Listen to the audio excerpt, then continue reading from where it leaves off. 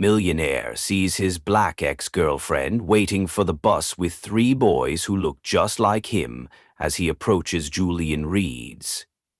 World came to a complete standstill when he saw Ariel Monroe across the street sitting at the worn bus stop. It wasn't her that had shocked him. It was the sight of the three boys playing around her, all with his unmistakable green eyes and the same face he saw in the mirror every day. 5 years. 5 years.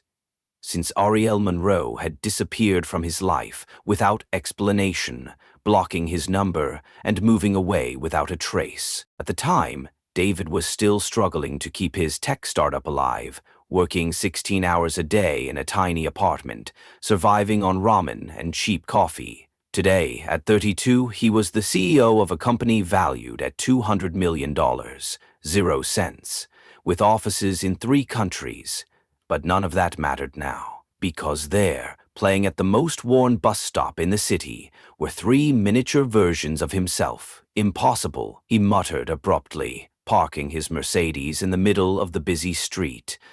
The drivers behind him honked angrily, but David didn't even hear them. His eyes were fixed on the 3 boys, all clearly 5 years old, all undeniably his children. The light brown hair, the way they tilted their heads when curious, even the way they gestured while talking, everything was a perfect copy of him. Ariel Monroe looked thinner, tired. Her simple clothes and cracked cell phone contrasted sharply with the last time he had seen her, when she was still wearing the expensive dresses he insisted on buying for her. Now she was counting coins in the palm of her hand with one of the boys, calculating whether they had enough money for the bus. David felt as if someone had ripped his heart out of his chest and trampled on it while he collected luxury cars and dined at 5-star restaurants. His children, his own children, were counting pennies for public transportation. He crossed the street as if in a trance, almost getting hit by a taxi. Ariel Monroe looked up from her cell phone, and, appalled when she saw him approaching automatically, she pulled the children closer, like a lioness protecting her cubs. Ariel Monroe, his voice came out hoarser, laden with 5 years of unanswered questions. "David, She stammered, clearly unprepared for this encounter. Her hands trembled slightly as she put her cell phone in her worn purse. "These are my children." It wasn't a question. The resemblance was too striking to deny one of them even had the small scar on his chin that David had gotten when he fell off his bike at age 6. One of the boys, more curious than his brothers, took a step forward. "Mommy, who's that man?" His voice was soft, polite, but carried a maturity that shouldn't exist in a 5-year-old. David felt as if someone had ripped the air from his lungs.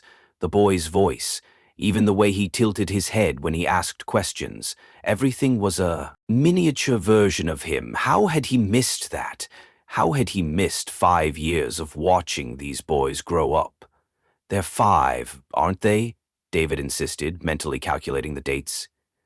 "You were pregnant when you disappeared, when you cut me off without an explanation." Ariel Monroe closed her eyes for a moment, clearly struggling between revealing the truth or making up a lie. When she opened them again, there was a mixture of pain and guilt. "That he had never seen before, David. This is not the time or place for this conversation." 5 years. Ariel Monroe. His voice rose higher than he intended, causing a few passers-by to look curiously. 5 years of my children you hid from me. 5 years. I'll never get back. One of the boys hid behind his mother, clearly frightened by the raised voices. David forced himself to lower his voice, but the anger still burned in his throat. "Why? Why did you do this to me?" She stood up quickly, holding the 3 boys' hands. "You don't understand the situation. I tried to tell you. I tried to talk to you, but what, you ran away like a coward." You blocked me from everything and pretended we never existed. The bus was approaching in the distance, and Ariel Monroe began to gently push the children toward the sidewalk. "Mom, do we have enough money for all three of us?" asked one of the boys, showing a few crumpled coins in his small palm. The words hit David like a punch in the stomach.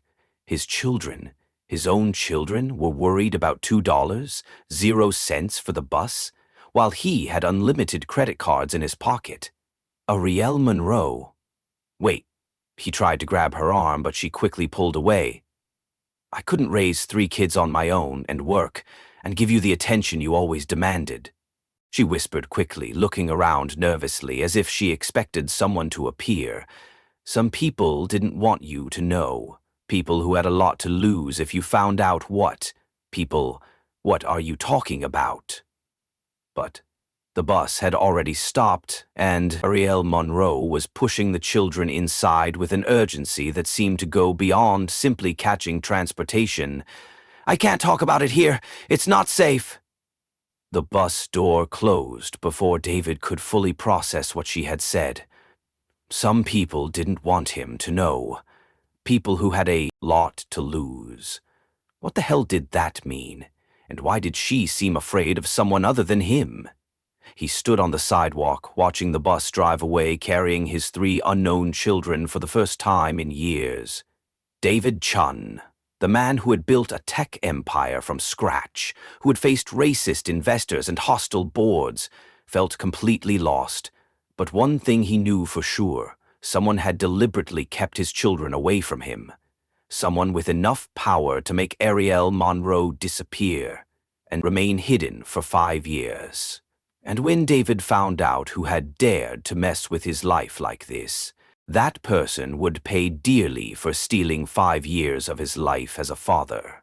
As he walked back to his car, a cold determination took hold of him. He had survived bankruptcy, overcome racial discrimination disguised as lack of experience, and built an empire against all odds. Finding out the truth about his children would be a piece of cake compared to what he had already faced. But standing there next to the Mercedes that cost more than many people earn in 2 years, David Chun realized something that disturbed him even more. Ariel Monroe hadn't just hidden his children. She was protecting them from someone. And that person was still a threat if this story of family secrets and devastating discoveries touched you.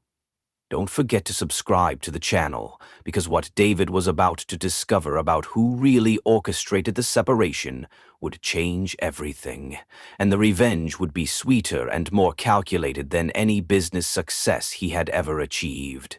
David spent the next 72 hours obsessively researching Ariel Monroe, and the boys, what he found left him even more disturbed than he had expected. She worked as an administrative assistant at an accounting firm, earning barely enough to support 3 children. She lived in a small apartment in the suburbs, far from the upscale neighborhoods where they used to hang out together.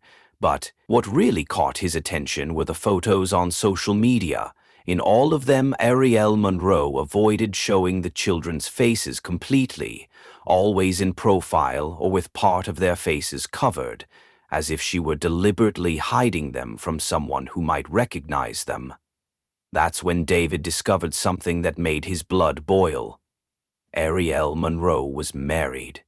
Her husband was Ethan Caldwell, a corporate lawyer at the family firm Mitchell and Associates.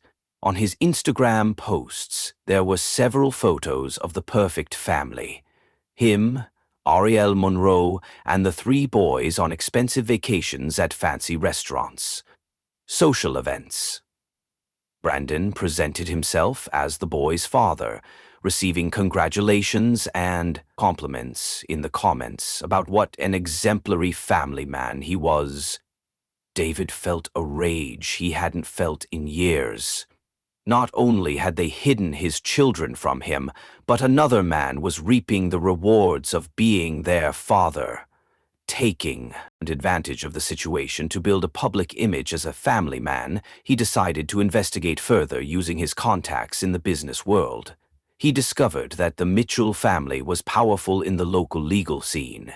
Brandon's father, Robert Mitchell Sr., was one of the most influential lawyers in town, with political connections that extended to the state government on Wednesday night. David hired a private investigator by Friday. He had a detailed report in his hands that made him feel sick. Brandon had met Arielle Monroe when she was 5 months pregnant, according to witnesses. He had convinced her that David would never be a good father because of his unstable past, referring to the fact that David had grown up poor and struggled to build his company. Even more disturbing, Brandon had offered financial stability in exchange for her never revealing the identity of the children's biological father.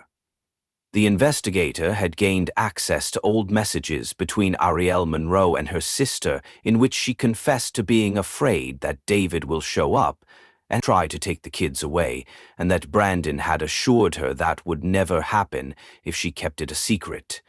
But the worst was yet to come. David discovered that Brandon had known his identity from the beginning. He had done some research on him when he started dating Arielle Monroe. He knew exactly who the boy's biological father was, and had deliberately kept that information secret, using it to manipulate Arielle Monroe and build his own image. The messages the investigator had obtained showed Brandon bragging to his friends about how he had rescued Arielle Monroe from an arrogant businessman who abandoned her when she was pregnant. He had created a whole narrative where David was the irresponsible villain, and he was the hero who had saved a struggling single mother. David realized that, during all those years while he was building his business empire, Brandon was building another kind of empire, one based on lies, manipulation, and stealing other men's fatherhood.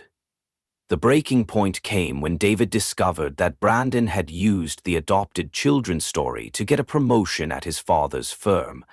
In newspaper articles and interviews about corporate social responsibility, Brandon was presented as an example of a young lawyer committed to family causes, who had generously adopted 3 children from his wife's previous relationship. The hypocrisy was sickening. Brandon profited financially and socially from the fatherhood he had stolen from David, while Arielle Monroe lived modestly, clearly dependent on his generosity to support children who were not even legally recognized as David's. But what disturbed David most was a final discovery Brandon had documented. All of the manipulation, the investigator found emails where he discussed with a colleague how keeping the biological father away was essential to maintaining the narrative. There was even a detailed plan for what to do if the real father shows up. Brandon not only knew about David, he had actively prepared to prevent any attempt at reconciliation. He had instructed Arielle Monroe on how to disappear if necessary, promised legal support if David tried to cause trouble, and even prepared an alternative narrative in which David would be portrayed as an unstable man trying to kidnap children who did not legally belong to him. Sitting in his penthouse office, with all these documents spread out on his desk, David Chun felt something he hadn't felt since the hardest days of building his company, a cold, calculating rage. Ethan Caldwell had completely underestimated who he was dealing with, because while Brandon played manipulative lawyer, David had learned a valuable lesson building his empire from scratch. The difference between truly powerful people and people who just play at power is that the truly powerful know how to wait for the right moment to strike. And David Chun had spent the last 5 years becoming very, very powerful. What Brandon didn't know was that every arrogant email, every documented manipulation, every carefully constructed lie was about to become the tool of his own destruction, because when you steal 5 years of a father's life, and then document the betrayal as if it were a personal achievement. You're signing your own death warrant. David spent the next week immersed in a meticulous investigation that would make any professional detective jealous. But this time, he wasn't just gathering information. He was building a case that would destroy Ethan Caldwell, so completely that he would never recover. The first step was to hire Rebecca Santos, a family law attorney who had gained national fame for cases involving denied paternity and family manipulation. Rebecca was known for her relentless approach against men who used power and money to control women and children. "This case is even worse than I thought," Rebecca said after reviewing all the documents David had collected. "Brandon didn't just hide his children from you, he created an elaborate scheme of psychological coercion and financial dependence to keep Ariel Monroe under his control." She showed David evidence he hadn't even considered. Bank records indicated that Brandon completely controlled Ariel Monroe's finances. She had no account of her own, no credit cards in her name, not even direct access to the money that was supposedly for the kids. Everything went through him. "Look at this." Rebecca pointed to a series of emails she had obtained through legal contacts. Brandon meticulously documented how to keep Ariel Monroe dependent. There are messages where he discusses with colleagues how a woman with 3 kids could never support herself and how this ensured she would never cause any trouble. David felt his anger grow exponentially. It wasn't just about his children. Brandon had turned Ariel Monroe into a golden prisoner, using the boys as leverage to control every aspect of her life. But what really made David's blood boil was discovering that Brandon had used his children to gain even greater professional advantages than he had imagined. The lawyer had applied for a position on the board of directors of a major foundation that helped disadvantaged families, using the inspiring story of having adopted 3 abandoned children as his main qualification in public interviews available online. Brandon spoke with tears in his eyes about how he had found a desperate young mother abandoned by the children's father, and how he had decided to give this family destroyed by male irresponsibility a chance. The audience always gave him a standing ovation when he described how the boys called him Dad and how he was proud to be the only father they ever knew. David discovered that this narrative had earned Brandon not only his position at the foundation, but also a significant raise at his law firm and even a Young Professional of the Year award from the local bar association. The hypocrisy was sickening. Brandon was profiting financially, socially, and professionally from a lie he had orchestrated, while the children's real father was being portrayed as an irresponsible man who had abandoned his family. As when David discovered something that completely changed his strategy for revenge.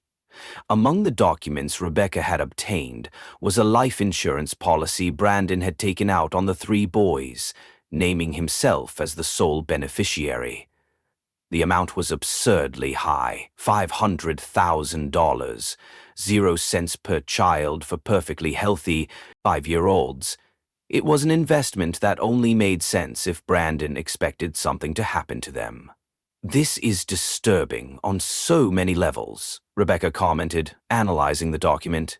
"Legally, he has no right to take out insurance on children who are not legally his, and the amount suggests that he was planning something," David finished, feeling a chill.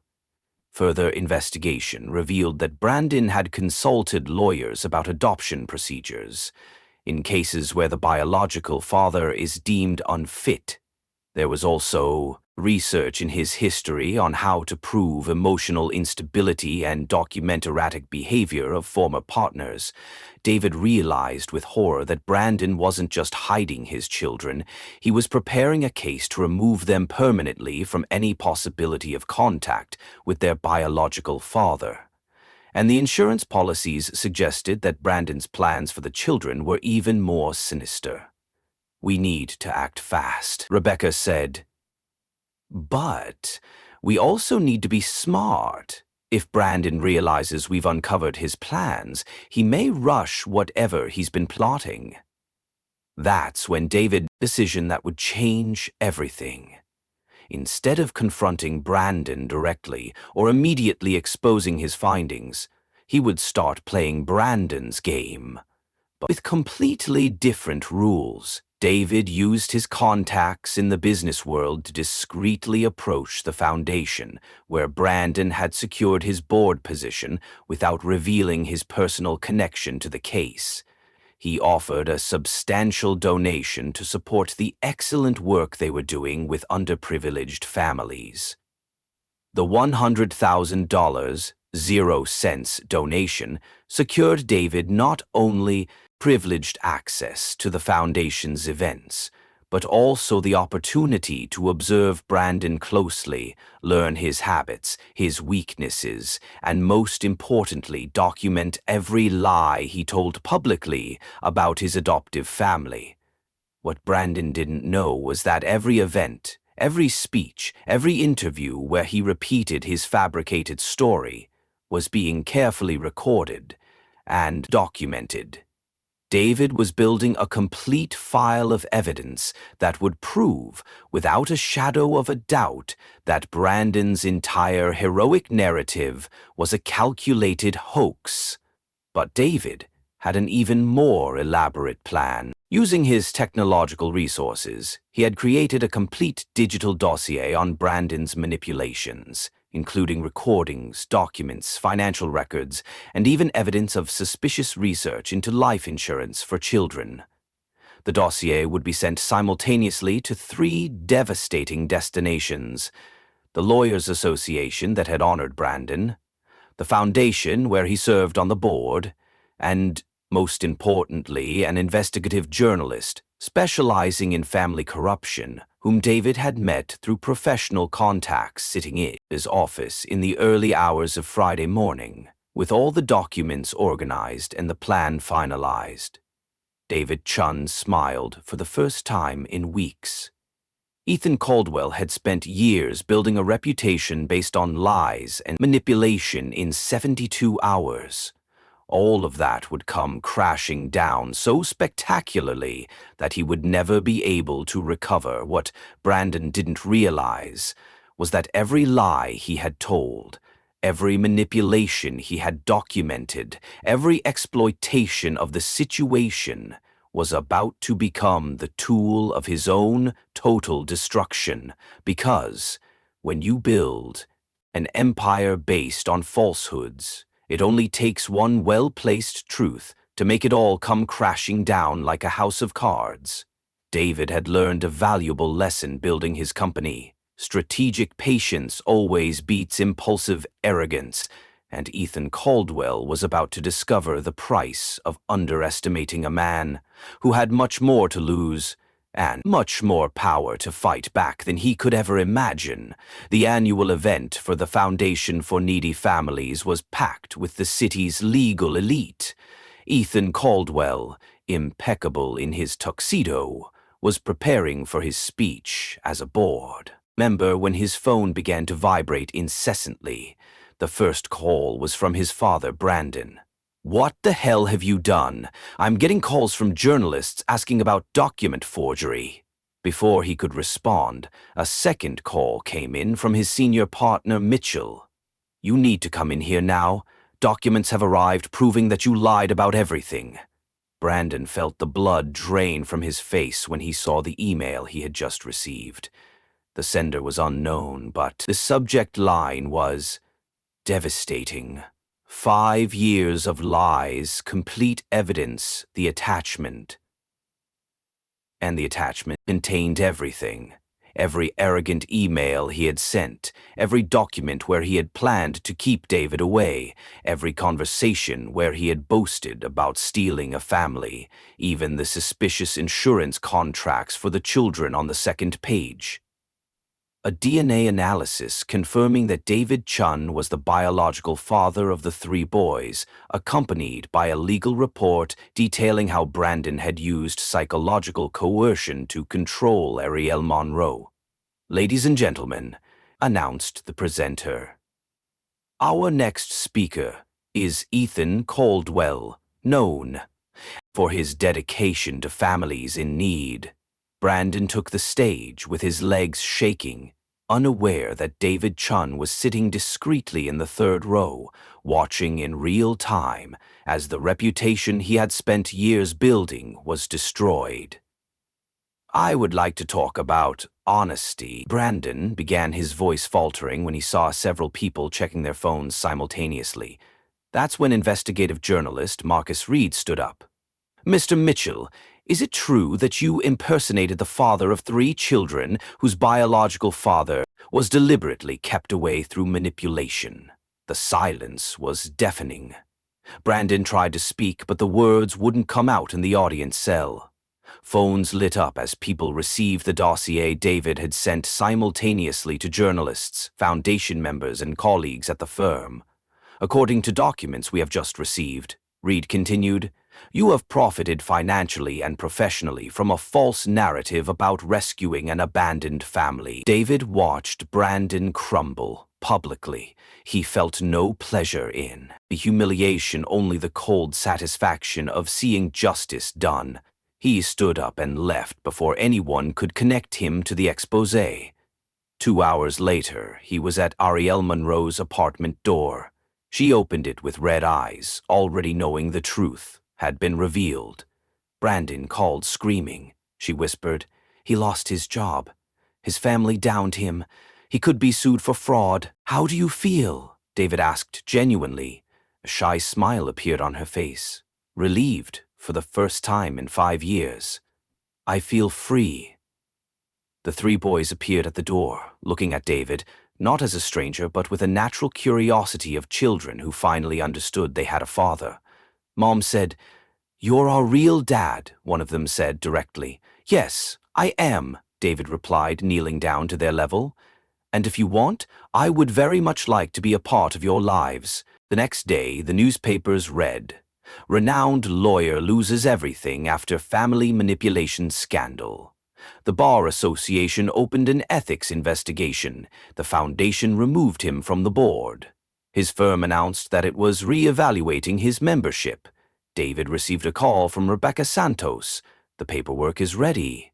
Ariel Monroe has voluntarily transferred joint custody rights. Legally, you are now recognized as the father. Meanwhile, Brandon, who a week earlier had been considered one of the most promising young lawyers, found himself alone, surrounded by moving boxes. His wife had filed for divorce. Colleagues avoided him. Even his parents said they were ashamed. David spent the weekend at the zoo with his 3 children, watching them discover the animals, while Ariel Monroe walked, relaxed after years under Brandon's control. Daddy, said the youngest, what happened to Brandon? David thought before answering. He found out that when you build your life on lies, one day the truth comes out and knocks everything down. The best revenge isn't becoming the monster who hurt you. He told Ariel Monroe, it's building something so good that the lies of others become irrelevant. Brandon had tried to use 3 children as tools to build a false reputation. Now those same children were living proof that the truth always finds a way to prevail. But as David watched his children discover the world around them, one question remained. Could a family torn apart by 5 years of lies truly reconnect and build something genuine on the rubble of so much manipulation and pain?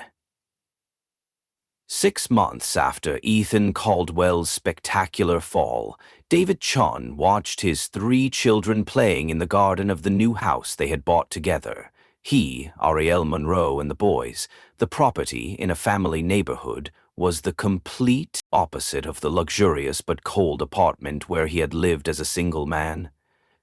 Dad, I did it, shouted the youngest of the 3. Finally mastering his training bike, David felt a surge of pride that no business achievement had ever given him.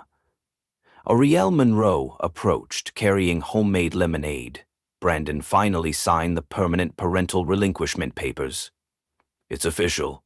You're their only father. David nodded, but his attention was on the boys.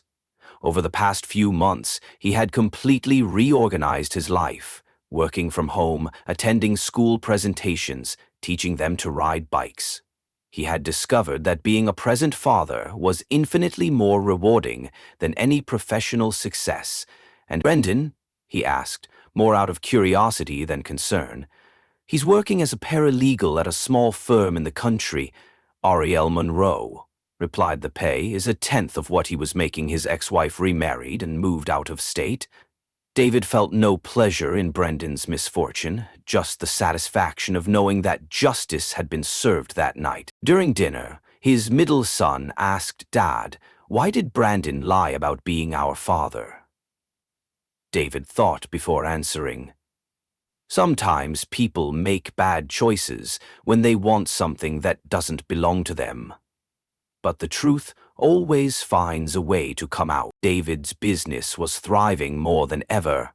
Ironically, Brandon's exposure had highlighted his own story, generating positive media coverage.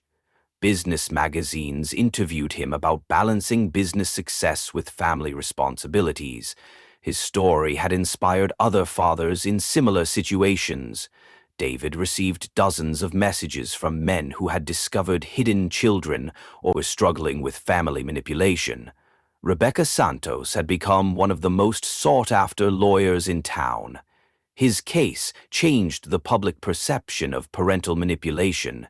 She said, "Judges now take these situations much more seriously." A social report revealed that Brandon had manipulated at least 3 different families over the years, always using the same strategy. Other victims began to come forward. David realized that his revenge had turned into something bigger, a movement to raise awareness about family manipulation and parental rights. On the first anniversary of being reunited with his children, David organized a party at the same park where he had first seen Ariel Monroe. Rebecca made a toast to David, who proved that the best revenge isn't destroying your enemy, but building something so beautiful that their lies become irrelevant. As he watched his children laugh with the cousins they had finally met, David reflected on the journey. Brandon had tried to steal 5 years of his fatherhood, but without knowing it, he had given him a gift. The opportunity to be the kind of father he would never have been if he hadn't gone through that loss. The real victory wasn't in Brandon's downfall, but in the family they had built on the rubble of his lies.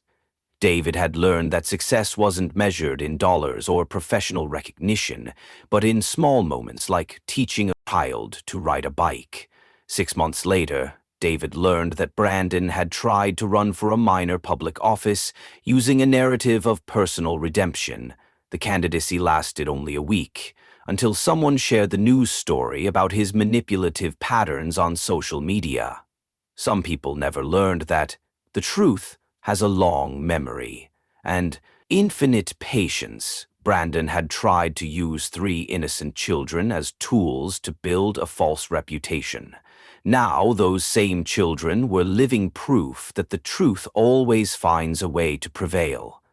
David discovered that the best revenge is not to become the monster who hurt you, but build something so extraordinary that your enemies become irrelevant in the face of your happiness. If you've ever been betrayed by someone who thought they could rewrite your story, leave a comment below and tell us how you reacted. And don't forget to subscribe to the channel for more stories that prove that the best revenge is to build something so extraordinary that your enemies become irrelevant in the face of your happiness.